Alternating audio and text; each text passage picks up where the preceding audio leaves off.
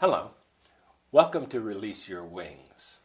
I'm Dan Bagley, and today I'm interviewing Gayatri, who has been a BK since the mid-70s and has some wonderful thoughts on peace and how we get better at it. So welcome. Thank you. This is, first of all, the title is Piece by Piece. So when we say peace, what are we really talking about? Is it just absence of war or absence of conflict, or is it a deeper meaning? Well, when you say peace, I'm thinking, what piece are you talking about? A little piece of something? Yes, just a or little peace. piece of sweets. P-E-A-C-E, peace. Yes. Why I ask that? Because what we're talking about is peace has been suppressed because of violence. And I think an absence of nonviolence is what happened in the world, and so peace was then forgotten by human beings because of their violent nature. So I think peace is connected very much to nonviolence. So there's a saying that if your swadharma, if the religion of the self is nonviolent, then there will be peace. I think that's good, because basically some people are like fights not happening yet, that their violent nature is just under the surface. That's right. And that's almost, to me, that's never peace. That is disguised anger, when somebody is like a cauldron boiling and they haven't done anything violent. So, within the peace. But I know you're about to head to South America pretty soon, and you'll be in conferences of climate change. Now, I know people feel very strongly about such things as climate change on both sides. Do you ever feel that there's some comfort to add to those people that feel they must get angry to help get their ideas across?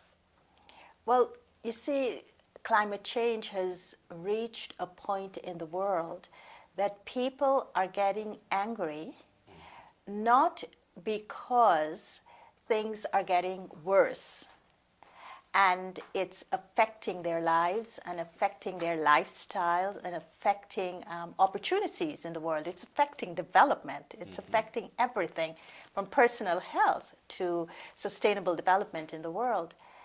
But I think what people are getting angry about is that everything is out there on the table. Everybody knows what the issues are. Everybody, the experts, also know what it is they have to do. But the anger is coming from the people as a reaction when they observe that people who know what they have to do and are in positions to do it is spending time creating reasons and excuses of not to do what they know they have to do. So does their anger at that make it easier or more difficult to come to agreement? It makes it complex. It makes it complex because they're at a point, I feel, in which they're saying, well, what do we do? Do we walk away from it and accept what's happening in climate change as something that will cause annihilation, that will cause destruction of some sort to our world as we know it, to our home planet? Do I keep advocating for that which I know the stakeholders and the leaders and the decision makers have got to listen? Do I keep talking and talking and talking until one day they get it? So they are in a paradox, I think. And so some are moving toward more spiritual ways of dealing with the issue of climate change. And some are saying, we're going to continue advocating, and until we die, we're not going to give up to this. But I wonder which is better, someone who is turning toward a spiritual kind of a way of understanding meaning and purpose to the climate change situation in the world, or those who says we will die but we will not stop talking about it. We will get angry but we will not stop talking about it. I wonder what happens to them. I mean, are they going to be effective? What is going to happen? So I'm going to Peru. I'm going to Lima in December, and I'm going with this paradox in my own mind in terms of how can we approach climate change more from a domain of understanding the power of peace and understanding the power of acceptance, maybe with the serenity prayer. Maybe, maybe I'm going with that. But at the same time, not to accept defeat. I think about Gandhi as an analog to this, and he really took a position from the peace that I will be who I am, and I want the British to leave, but I want them to leave as friends. And that belief that it could be people could be mobilized, and this was not just I'm going to sit by myself. This was mobilization, of course. Right. But it feels to me that the anger that we experience will often shut the opposition down in terms of being quiet and then just wait for their turn to be angry. I watch this going back and forth. I mean, all over the world we can find two sides blaming the others. So I'm hoping you come back with an answer, say, I got centered and I found agreement that was not there before through this more heart-based. I don't know if I'm going there to come away with just an agreement. I've been to too many UN conferences for that to be a real kind of inspirational piece for me. But I'm going there to really look for and connect to people who are working from an inner domain. Yes. People who are seeing that ultimately we are talking about Mother Nature. We're talking about an entity in its own right that we may refer to as the environment or to Mother Nature or to the home planet. And to know that regardless of what human beings decide to or not to do, here's an entity that's working with its own energy, as it were.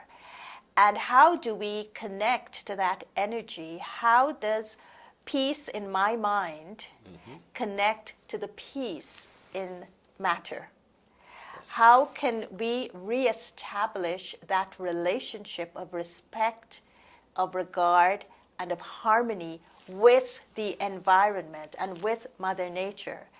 And to see if through the development of whether you do it through prayer, whether you do it through contemplation, whether you do it through meditation, but to really establish that fundamental relationship that a human soul has with the environment, I think that would be crucial for me to observe. And I say that because we have been experimenting with something that's called yogic agriculture. What is that? And we have farmers sitting in peaceful meditation before they till their soil. So what they do, rather than get the artificial fertilizers to fertilize the soil, what they do is to sit, and with the power of the mind, a peaceful mind, they radiate those vibrations within the soil itself. And then they start using other organic means to fertilize the soil. So in that way, they're building a relationship with the earth in that way as farmers. And then they're planting their crops, and they have been seeing a lot of results that's been coming from the quality of the crops, from the amount that they get, the volume of the crops, of the fruits and of the vegetables that they've been getting, and also how they themselves, because they are able to do that, their well-being of themselves, the well-being of their families, and the well-being of the community, because it brings them together in a peaceful action, contributing to an outcome that they all will enjoy and they will all, get benefit from. Where in the world is this going on? This is happening in India, and it's happening within the Gujarat region, one area of it. And it's being tracked scientifically by some of the universities. I like that. In India. So I would like to see more of this. I would like to see people connecting to solar energy, not just as a renewable source of energy, but their connection with the sun. Yes. You know, the qualities of the sun.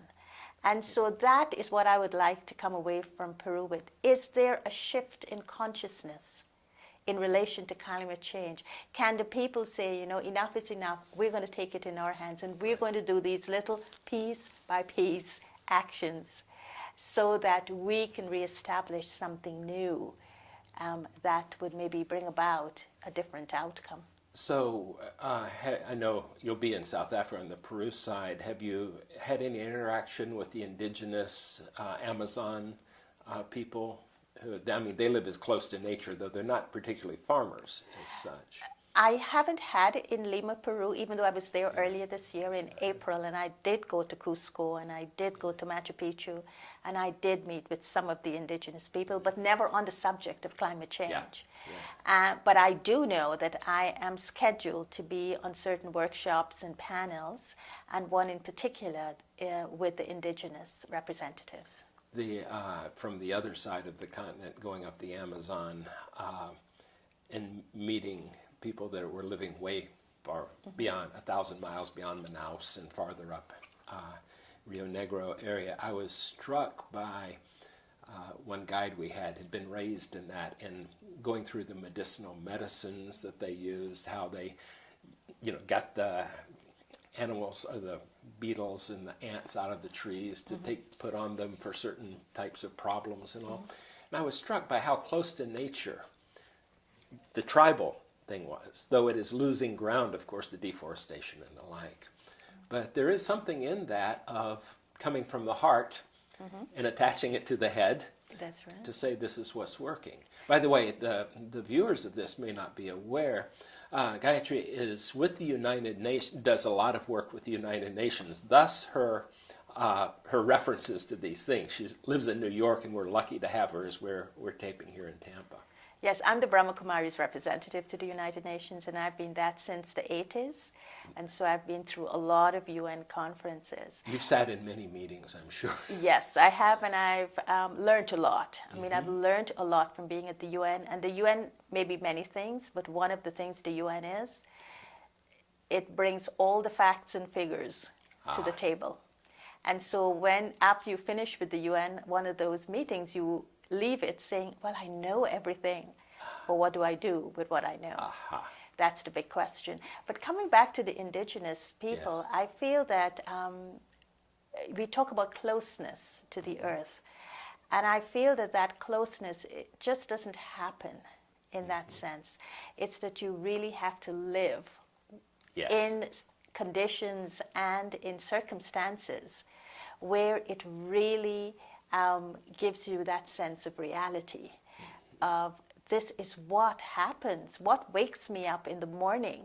Is it my alarm clock, or is it the chirping of the birds? Yes. You know, that's how the indigenous people, that's people who are close to the land, that's how they live.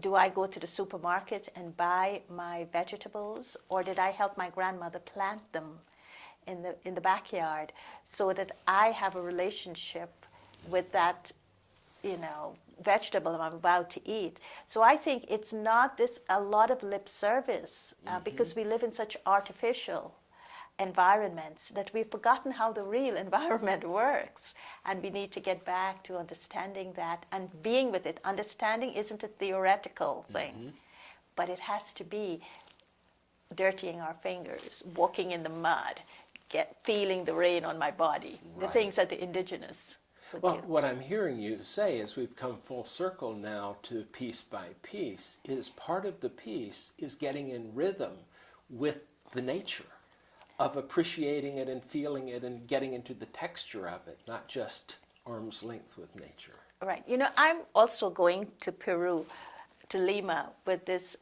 paradox of dharma and bhavana. Dharma is called principles, right? So it's the principles that you live by, and we have a lot of that. here are all the principles of the earth, here are the principles of economics, here are the principles of climate change, here are the principles of renewable energies. But what is lacking is the bhavana, and the bhavana is the heart.